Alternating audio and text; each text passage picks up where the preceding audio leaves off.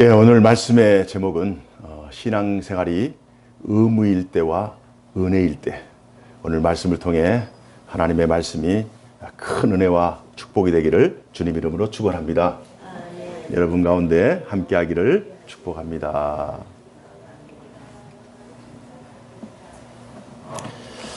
바울은 본문 말씀을 통해 신자의 구원이 행위나 어떤 노력이나 공로가 아닌 특히 의무가 아니라고 강조하고 있습니다. 어떤 일을 하는데 그 일에 대하여 기쁨으로 하고 감사함을 하고 열정으로 하면 얼마나 좋겠어요? 그러나 물론 의무감이 없는 것조차도 문제이지만 의무감만으로 어떤 일을 감당할 때 사람들에게 감동을 주지 못하죠. 저는 혹시 여러분 축구를 좋아하시는 분들 몇 년 전에 세계적인 스타 호날두가 유벤투스에 있을 때 한국에 와서 친선 경기를 하려 온 적이 있습니다. 그때 상암 올드컵 경기장이었던 것 같습니다. 6만 5천 명이 모여들었고 티켓 값만 60억이 벌렸습니다. 거의 대부분은 호날두를 보기 위해서 왔습니다. 그러나 그날 호날두가 몸 상태가 좋지 않아서 경기에 출전하지 못했죠. 겨우겨우 의무감 때문에 벤치에 앉아 있었습니다. 사람들이 호날두 초창기에 부르다가 나중에는 호날두가 도저히 경기에 나오지 않자 그의 가장 라이벌인 메시, 호날두를 불러야 되는데 호날두가 안 나오니까 메시를 외치면서 호날두에게 야유를 퍼붓던 것을 기억합니다. 어떤 운동선수가 의무감으로 자신의 직을 감당할 때 사람들에게 감동이 아니라 오히려 야유의 대상이 되는 거죠. 어떤 사람들이 교회에 오는 것, 매주일마다 교회 오는 것, 참 즐거운 마음으로 오면 얼마나 좋겠습니까만 교회에 오는 것이 즐겁지 않다면 그 마음속에 얼마나 괴로움이 크겠어요. 몸은 예배당에 있는데 마음은 다른 곳에 있기 때문에 예배에 도무지 집중할 수가 없는 거예요. 이게 아주 곤욕이에요. 의무감 때문에 신앙생활하는 것은 결코 행복할 수가 없죠. 그러나 그럼에도 불구하고 우리가 하나님 앞에 예배드림이 또 하나님께 구원받은 것에 대해 감사함이 우리 성도의 가장 큰 영광이요 기쁨인 줄로 믿습니다. 오늘 말씀은 두 가지의 내용을 좀 대조해서 좀 살펴보았으면 좋겠어요. 신앙생활 하는데 어떤 사람은 의무감으로 하고 또 어떤 사람은 은혜로 하고 과연 이 두 마음 또 두 마음으로 비롯된 신앙생활의 두 양상이 어떻게 다른가 우리가 극명하게 오늘 말씀을 통해 확인했으면 좋겠습니다. 신자가 신앙생활이 의무일 때 율법 전체를 행해야 된다라고 하는 어떤 것을 꼭 행해야 된다. 어떤 것을 꼭 이행해야 한다라고 하는 그런 강한 압박감을 받게 되죠. 오늘 갈라디아서 5장 3절에도 이런 내용이 있습니다. 내가 할례를 받는 각 사람에게 다시 증언하노니 그는 율법 전체를 행할 의무를 가진 자라. 율법 전체를 행할 의무를 가진 자라. 율법을 감사함으로 정말 복된 하나님의 말씀으로 또 삶의 어떤 기준과 삶의 양식으로 알고 그것을 순종하면 얼마나 좋겠습니까만 이것 아니면 안 되고 저것 아니면 안 된다라고 하는 하루에 그 모든 율법 조항을 다 준수한다는 것 이건 정말 힘든 거예요. 율법이 사람을 위해서 존재하는 것이지 사람이 율법을 위해서 존재하는 주객이 전도된 그런 신앙의 스트레스가 존재할 수밖에 없습니다. 자신은 원치 않고 하기 싫어도 종교적 의무감 때문에 어쩔 수 없이 의무를 감당한다? 하루 이틀 할 수 있겠죠.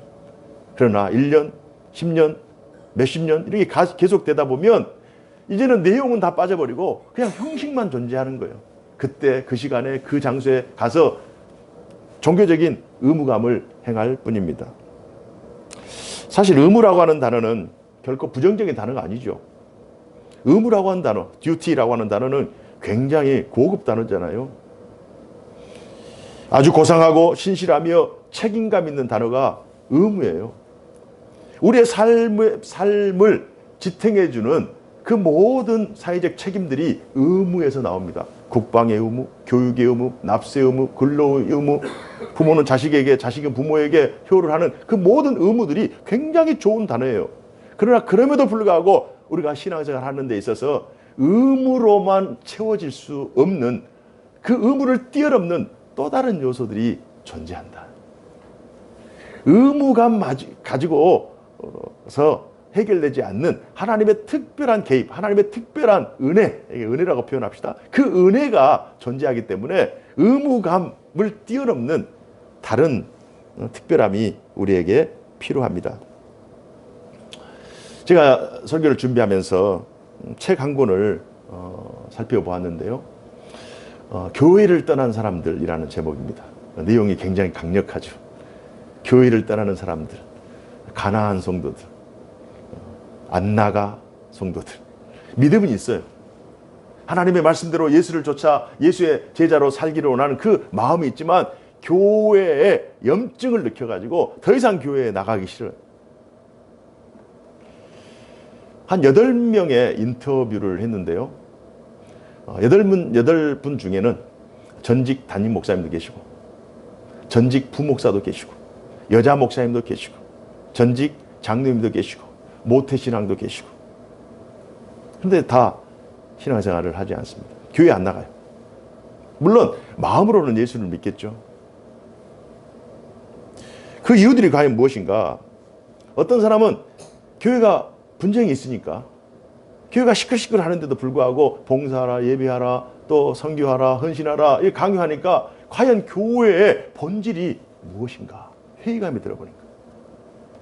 몸은 여기 있지만 마음이 불편한 거예요. 의무감으로 종교 행위를 행하지만 그러나 그 마음속에 하나님이신 참된 평화가 상실돼 버린 거예요. 그래서 교회를 나갈 수 없다는 거예요. 어떤 경우 교인들 때문에, 어떤 경우 교회의 엄청난 그 헌신의 강요 때문에, 어떤 경우 엄청난 또 헌금의 강요 때문에, 어떤 경우 목회자의 여러 가지 부도덕한 모습이라든지 그런 모습 때문에 실망해서 교회를 떠난 사람들이 참 많아요.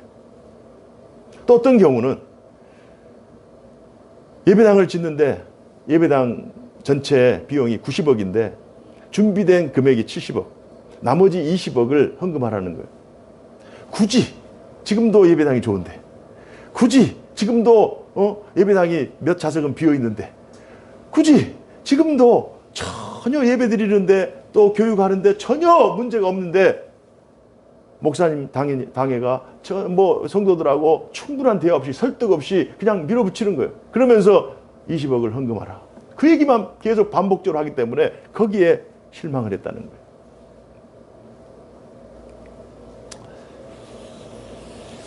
참 있어서는 안 될 그런 일들 때문에 신앙에 실족해서 교회를 떠난 사람들이 참 많습니다. 이런 경우 신앙생활이 복이 아니라 짐이 되는 거죠. 짐이 되는 거죠. 마음의 기쁨이 아니라 늘 마음의 근심이 쌓여요. 교회 오면 좀 평안해야 되는데, 교회 오면 좀 자유함을 느껴야 되는데, 교회 오면 무거운 짐이 자신을 얼누르기 때문에 그곳에서 도저히 나는 있을 수 없다. 그래서 한 번, 두 번, 몇 번은 의무감으로 오겠죠. 그러나 그럼에도 불구하고 이게 지속되지 못하니까 결국 교회를 이탈해버리는. 우리가 그 사람들 탓할 수 없잖아요. 정말 바른 교회, 하나님의 말씀이 응하는 교회, 하나님의 뜻이 임하는 신앙 공동체가 얼마나 소중한가.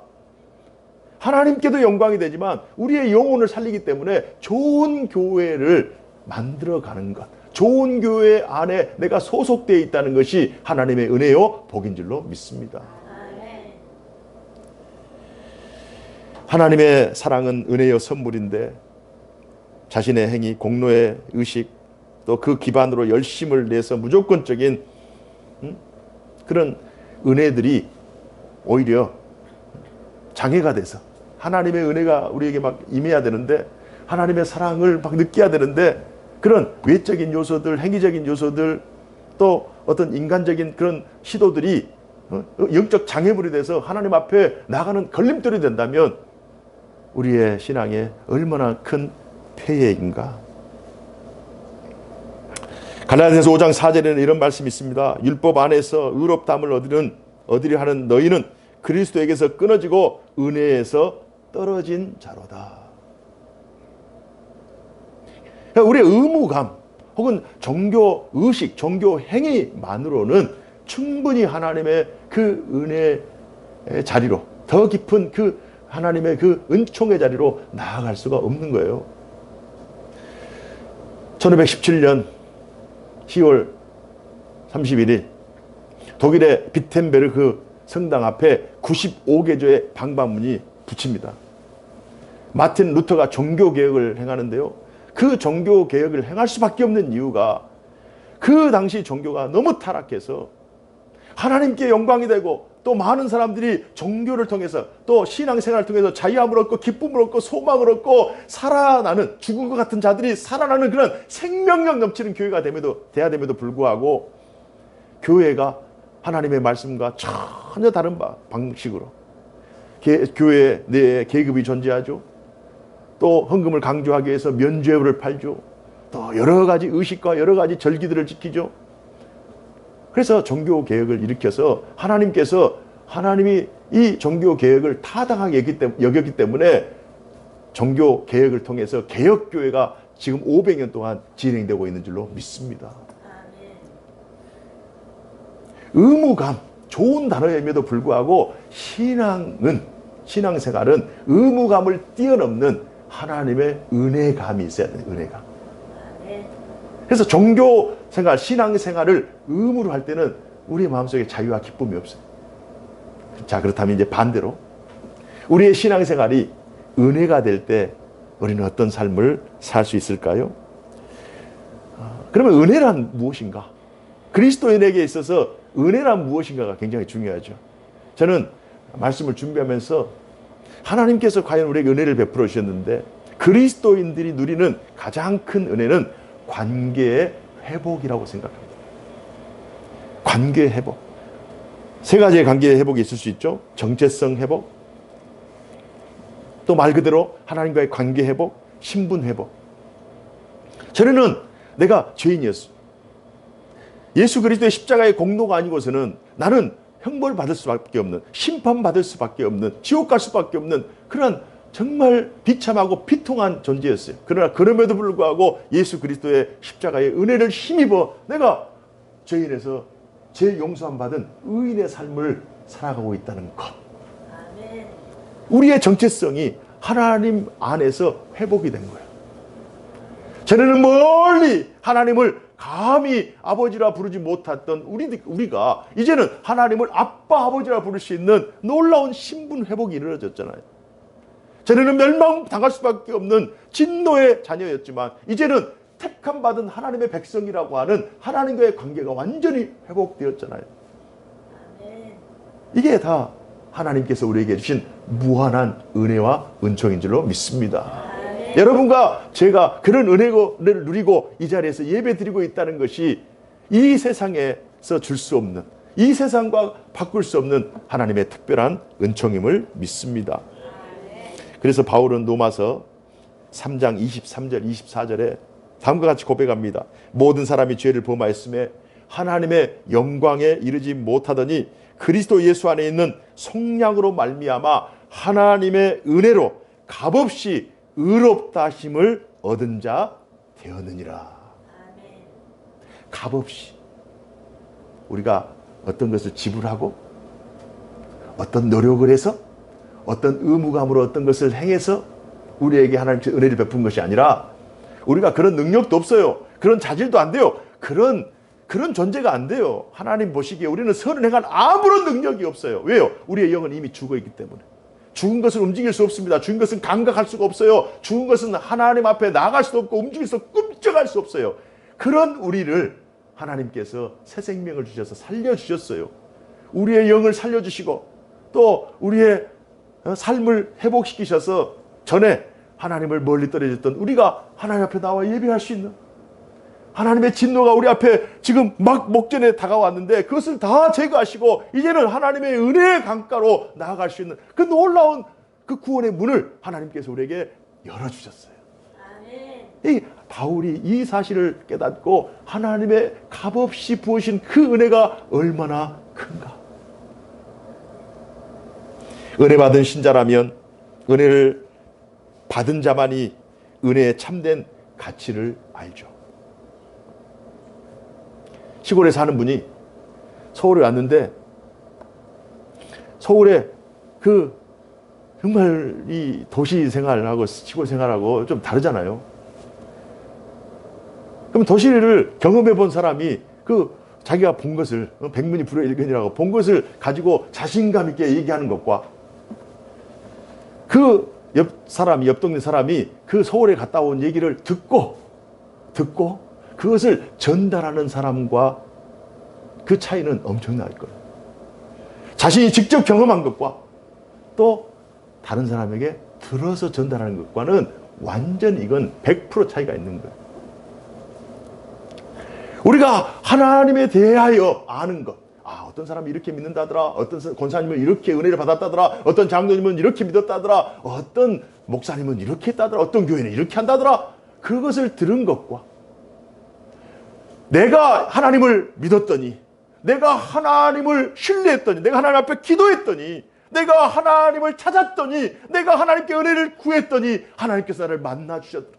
나를 만져주셨고, 나를 고쳐주셨고, 나를 회복하게 하셨고, 나를 살려주셨다라고 하는 이 고백이 직접 경험되면 그 은혜의 가치가 그것을 경험하지 못한 사람과는 이건 극명한 차이가 있는 거예요. 완전히 차이가 있는 거예요. 그래서 우리 모두가 그 은혜를 경험했잖아요. 자신의 뜻이 아닌 하나님의 뜻을 따라 사는 순종의 삶을 살게 돼요. 그 가치를 알면, 그 은혜의 가치를 알면 그때부터 이제는 자발적인 순종이, 의무감의 순종이 아니라 자발적인 순종의 삶이 진행됩니다. 믿음으로 결단하고 믿음으로 전진할 수 있죠. 그 길이 고난의 길이라 할지라도, 그의 삶이 정말 척박한 그런 삶의 환경일지라도 당장 내일을 걱정해야 되고, 밤에 잠을 자는데 내일이 오는 것을 두려워하는, 여러분 그런 경우가 있습니까? 내일이 오는 것이 두려워서 하나님 앞에 엎드려서 기도할 수밖에 없는. 그러나 하나님의 은혜를 진실로 깨닫는 자라면, 그리고 자신의 삶이 하나님의 은혜의 계획 안에 있다. 내 존재가 나의 계획이 아니라 하나님의 계획과 예정과 섭리와 경륜 가운데 하나님의 절대 주권이 나를 붙들고 있다고 하는 이 강력한 믿음의 확신이 있다면, 그런 어떤 환경과 상황 속에서도 넉넉히 이기며 승리하는 인생을 살게 될 줄로 믿습니다. 저는 그러한 놀라운 승리가 여러분의 삶 가운데, 여러분의 가정 가운데 임하기를 주님 이름으로 축복합니다. 그의 인생은 더 이상 세상에 얽매이지 않죠. 세상의 부귀 영화보다 하나님께서 부여할 상급과 영광이 더욱 크다는 것을 확신하기에, 그 사실을 믿기에 세상의 다른 것에 연연하지 않아요. 그러면서 하나님 앞에 나올 때 자세가 다르겠죠. 마음 자세가 다르겠죠. 태도가 다르겠죠. 그래서 우리의 신앙생활이 은혜일 때 예배가 달라져 버린 거예요. 세 가지가 달라질 수 있어요. 첫 번째는 감동이 다르고요, 고백이 다르고 자세가 달라요. 감동이 달라요. 감동이. 저는 이렇게 막 끌려와가지고 옆에서 그냥 살기 위해서 예배당에 오신 분들 있잖아요. 은혜가 갈급해서 살기 위해서가 아니라 집에서 안사람이든지 바깥 사람이든지 교회 안 나가면은 그냥 전쟁이 날 것 같으니까, 그러니까 살기 위해서 교회 오시는 분들이 있어요.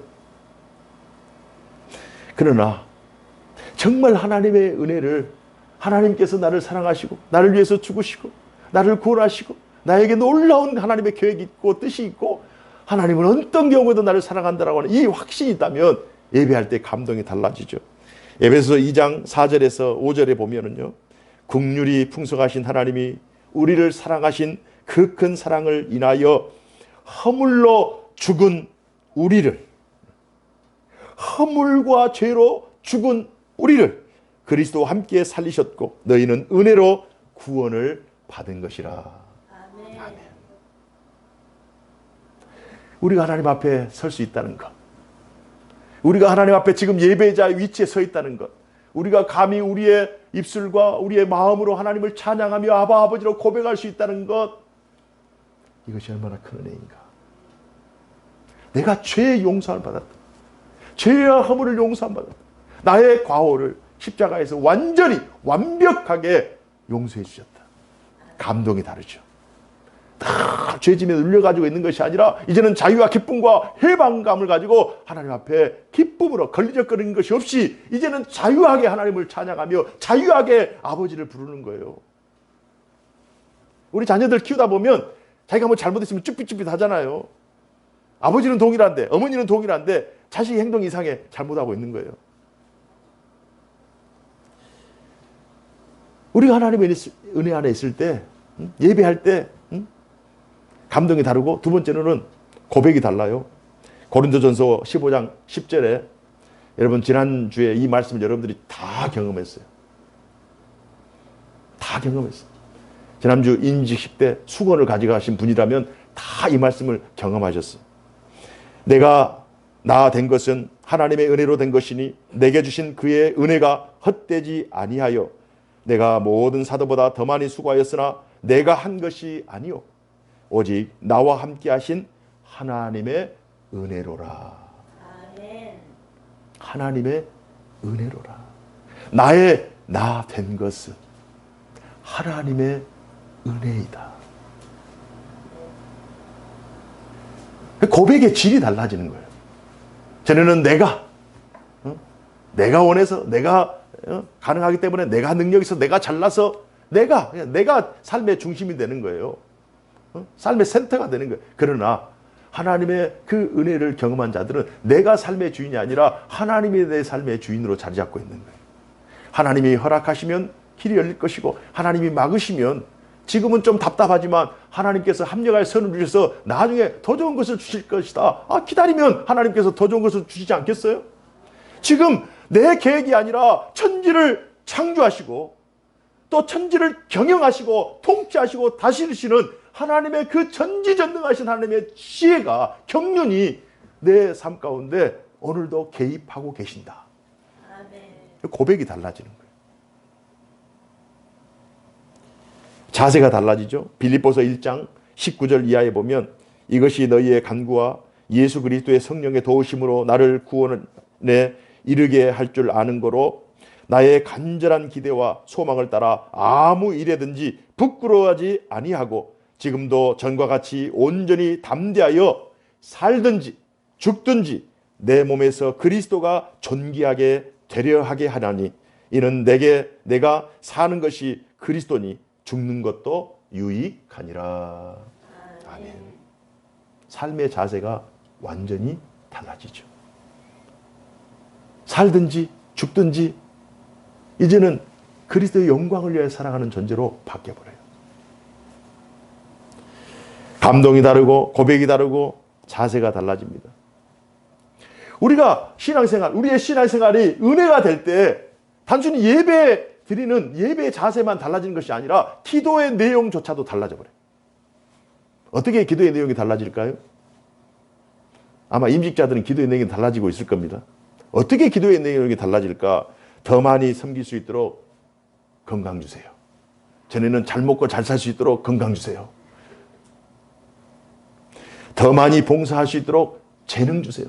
전에는 내 실력을 뽐내기 위해서 내가 다른 사람과 비교해서 그래도 장기 정도 하나 어떤 내세울 것 하나 정도는 가지고 있어야 될 것 아니냐 그러면서 자기의 실력을 연마하기도 짠 하는 것 자기 자신을 드러내는 것 그것이 목적이었다면 이제는 하나님 더 봉사할 수 있도록 재능 주세요.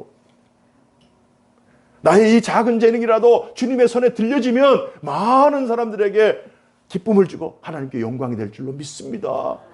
하나님 재능 주세요. 자기가 속해 있는 일터에서 또 공부하는 학생들에게 재능이 뭐예요? 실력 아닙니까? 하나님 실력을 배가시켜 주세요. 무엇을 위해서요? 하나님의 영광을 위해서. 또 기도의 제목이 또 달라지는 것이 뭐냐? 더 많이 헌신할 수 있도록 물질 주세요. 전에는 잘 먹고 잘 살기 위해서 자식들 잘 키우고 노후 준비하고 그런 것에 집중해서 물질을 구했다면 우리의 신앙이 은혜 안에 있을 때 물질을 달라고 기도하는 물질을 달라고 기도하는 건 똑같아요. 그러나 그 목적이 달라져 버린 거예요. 내가 이 물질을 통해서 어떻게 사용하느냐, 사용처가 달라지기 때문에 하나님께서 그 기도를 기쁘시게 받으실 줄로 믿습니다. 우리가 은혜 안에 있을 때 하나님께서 우리에게 축복의 문을 열어주는 거예요.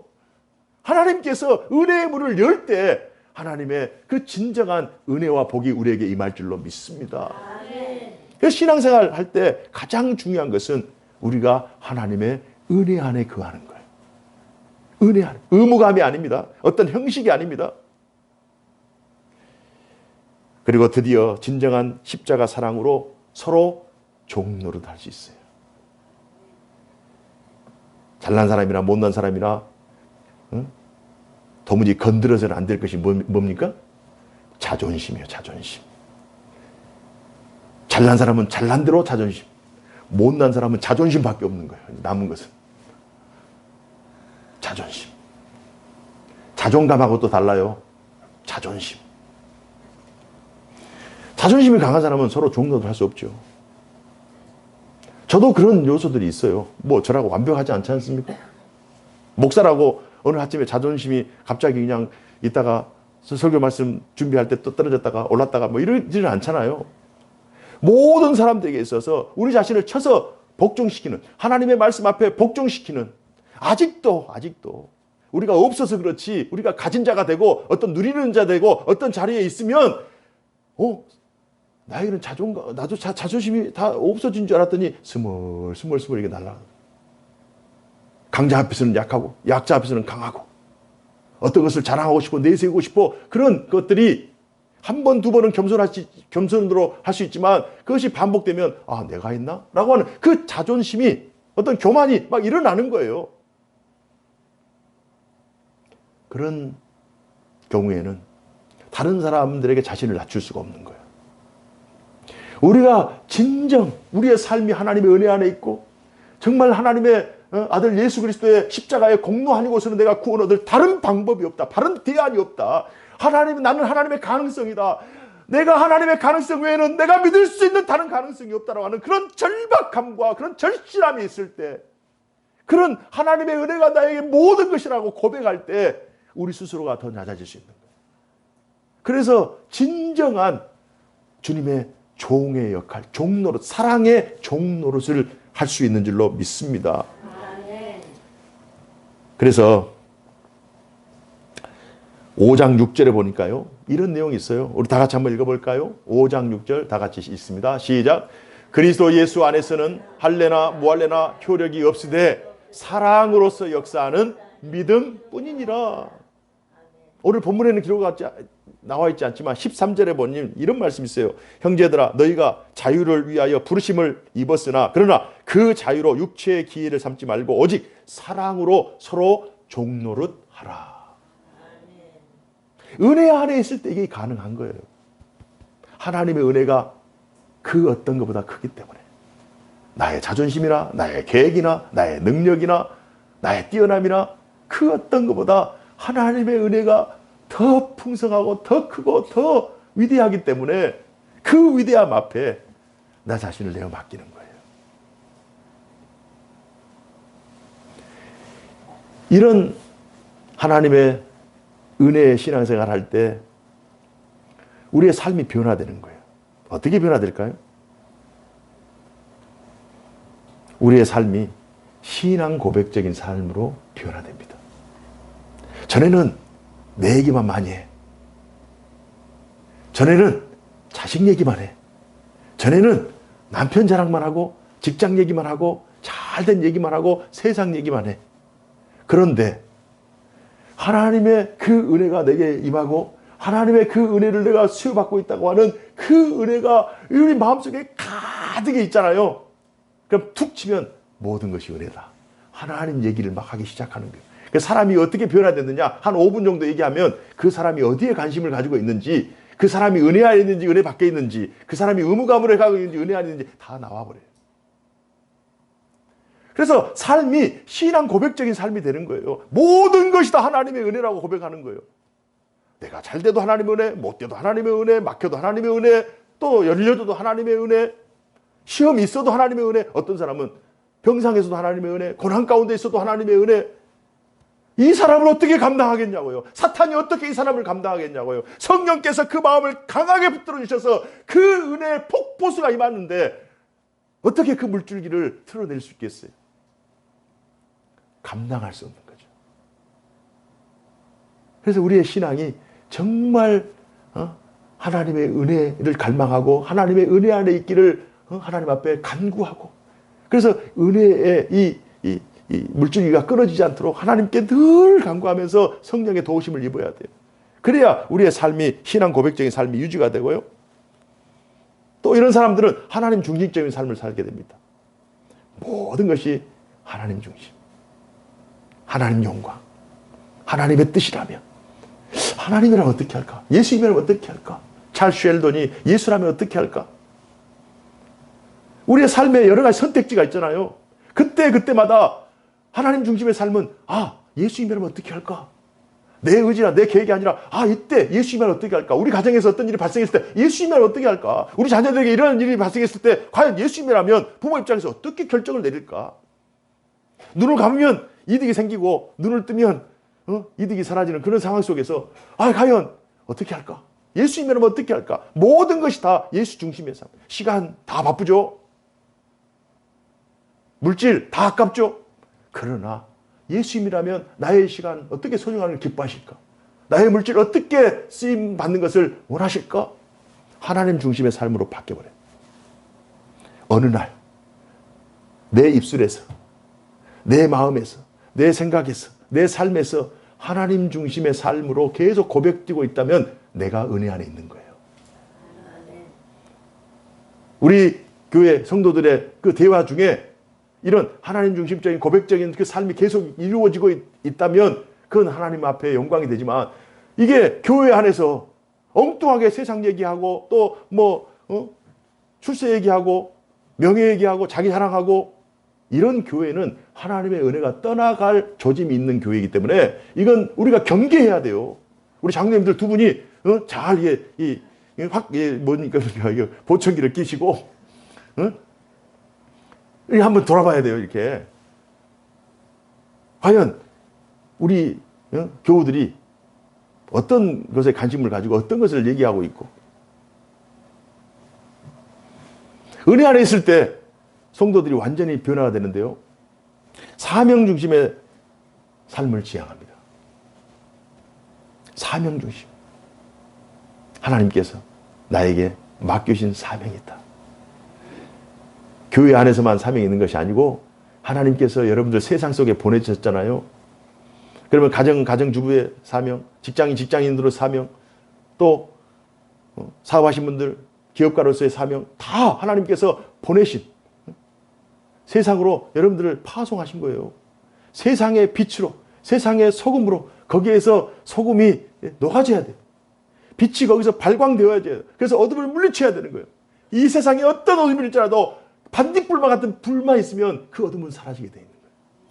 내가 하나님 앞에 보냄받은 사명자다. 얼마나 멋져요. 그리고 내가 밟는 땅이 하나님과 동행하는 땅이고, 하나님께서 나를 파송하는 땅이고, 내가 하는 일이 하나님의 일이고, 하나님이 기뻐하시는 일이고, 하나님이 내 손을 통해서 역사하신다. 하나님 내 발을 통해서 역사하신다. 얼마나 기뻐요. 내가 밟는 땅이 하나님의 지경이 되는 거예요. 아브라함에게 너는 눈을 들어 동서남북을 바라보라. 네가 바라보는 땅이 네 땅이 될 것이다.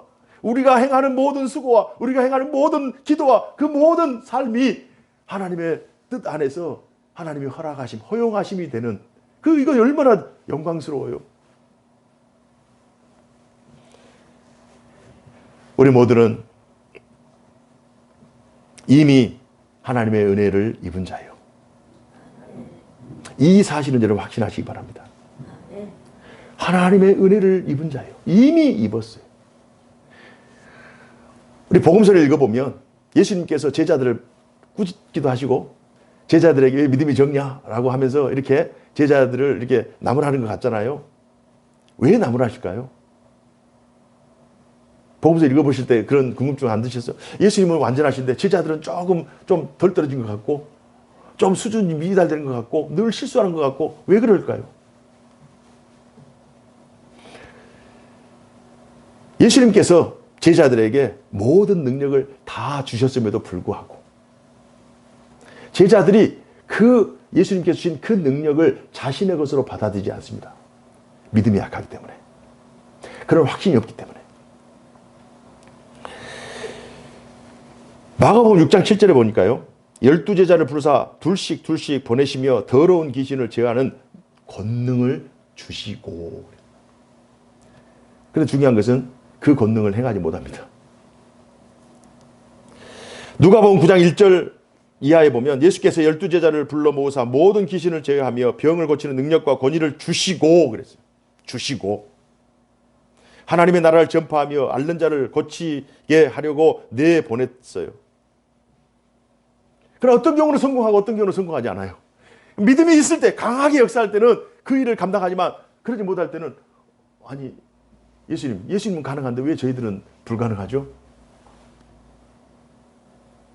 하나님에 대한 전적인 신뢰, 그 기도, 그 능력을 의심하기 때문에 그 일이 일어나지 않는 거예요.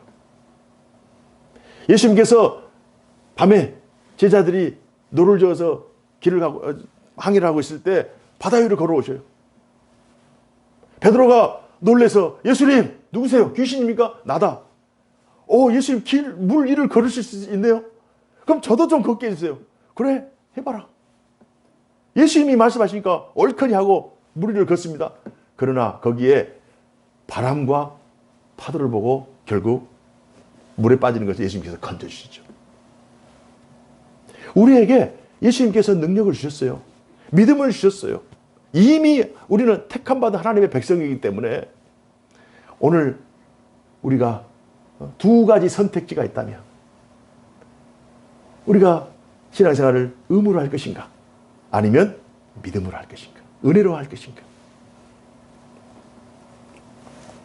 우리가 구원받은 하나님의 나라 백성으로서 하나님의 은혜를 구하며 또 은혜 안에 살며 하나님의 은혜를 선택하며 순간순간 나아간다면 하나님께서 반드시 우리를 도우실 줄로 믿습니다. 한 주 동안 삶의 현장이 녹록하지는 않아도 요동치는 파도와 같고 하루라도 바람 잔날 없고 큰 일을 준비할수록 더 큰 바람이 불어요. 바람가지가 더 흔들려요. 작은 일을 하는 사람이라고 바람가지가 흔들리지 않는 건 아니에요. 우리의 인생 그 자체가 고난의 파도를 항해하는 마치 돛담배일 수도 있고 큰 범선일 수도 있고 그러나 모든 인생들은 다 나름대로의 바람도 맞고 파도도 일고 정말 출렁거릴 수밖에 없는 그러한 인생을 살아요. 그러나 그럼에도 불구하고 우리가 우리를 든든히 보호하시는 어떠한 역경과 어떤 환경 속에서도 우리의 삶을 지키시고 보호하시는 그 하나님의 은혜의 손이 우리를 붙들고 있다면 은혜의 손길로 우리를 구원하신다는 이 확신이 있다면 우리는 날마다 이기며 승리하게 될 줄로 믿습니다. 한 주 동안 그 승리가 우리 모두의 승리가 되기를 주님 이름으로 축복합니다. 기도하겠습니다. 은혜로우신 하나님 아버지, 오늘 말씀을 통해 우리가 신앙생활 하는 데 있어 과연 의무감으로 할 것인가 아니면 하나님의 은혜로 할 것인가. 우리 모두가 하나님의 은혜 받은 자로서 은혜 안에 거하게 하시고 은혜의 삶을 통해 하나님께 영광을 드리는 저희의 삶이 되게 하여 주옵소서. 하나님 도와 주시옵소서. 성령님 역사하여 주옵소서. 말씀을 깨닫게 하시고 하나님의 인도하심 가운데 순종케 하여 주옵소서. 주 예수 그리스도 이름으로 기도하옵나이다. 아멘.